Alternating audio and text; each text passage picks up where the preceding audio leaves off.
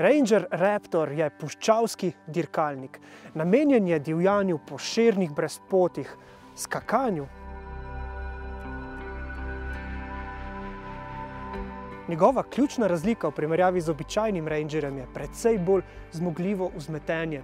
No in temu dodajte še takšne grobe terenske pnevmatike, ojačano šasijo, jekleno udarno ploščo in pa dirkaški vozni program Baha. Že ime je samo po sebi zgovorno.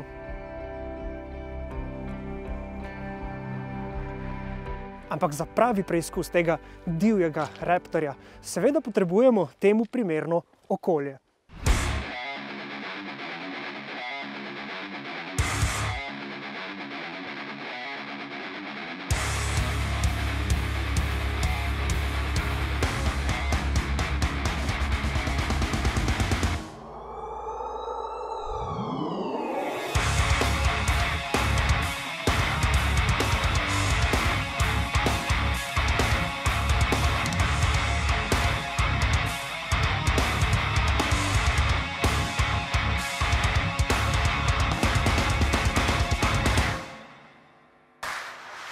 Dirke na makadamu v Sloveniji niso prav pogoste, no tukaj v kamnolomu Vert pri Vrhniki pa se vseeno na tem področju kar precej dogaja. Vsi si želijo, da bi marsikaj počeli, kar počnejo rally vozniki, potem pa dejansko je to malo težje v praksi, tako da pri nas je idealna priložnost, imamo tak poligon v kamnolomu in se lahko ljudje zabavajo.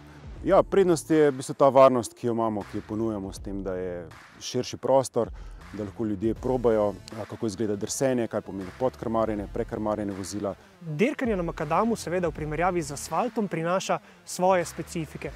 Avto mora biti za takšno vožnjo in obremenitve, ki jih prinaša, seveda posebej prilagojen. Avto za po makadamu je fajn, da je malo močnejši, torej da je malo ojačana šasija. Pomembna je tukaj zaščita motorja, zato da se te kamni, da potem kar letijo vse naokoli, če je malo bolj dinamična vožnja, da ne poškodujejo vitalnih delov motorja. Potem ena od zelo pomembnih stvari je tudi, da imamo ojačano podvozje, če je le možno tudi dvignjen hod, zato da je avto čim bolj otal, da ne poberemo vseh teh skal in tega. Krampaste gume, torej da so malo večji bloki, da guma pride bolj v podlago, da pridemo prej do oprijema. Vsi pogoni so za makadam ok, torej prednji, zadnji in 4x4, če imamo pa še dodatne zapore diferencijala, pa sploh zabava. Kako se na tem terenu torej znajde Raptor, ki na tem seznamu postavlja večino kljukic? Poglejmo.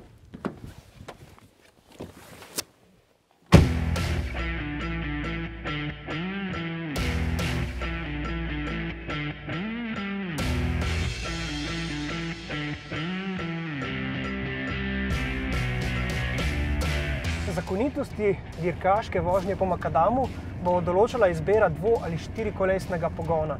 No, na voljo imamo tudi zaporo diferencijala, ki pa poskrbi, da navor vsakič pride do pogonskih koles v skladu s optimalnim premagovanjem zavoja ali pa kakšnega zahtevnejšega vzpona. Štirikolesni pogon bo seveda tisti, ki bo na makadamski podlagi najbolj učinkovit. No, svojevrstno zabavo pa na makadamu seveda nudi tudi zadnji pogon.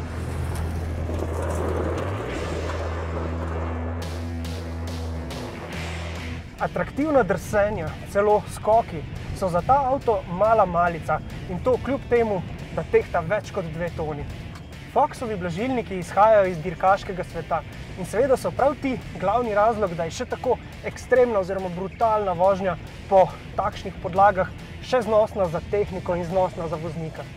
No, katere pa so voznikove sposobnosti, ki jih moramo osvojiti za hitro vožnjo izven asfaltnih cest?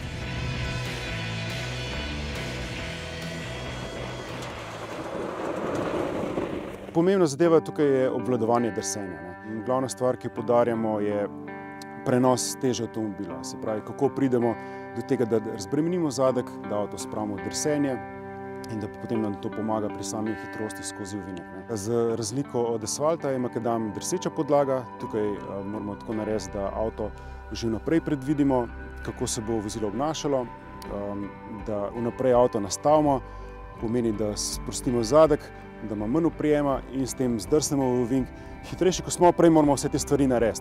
Ta trenutek je na trgu zelo malo vozil, ki so tako izrazito uživaško naravnana kot prav Raptor.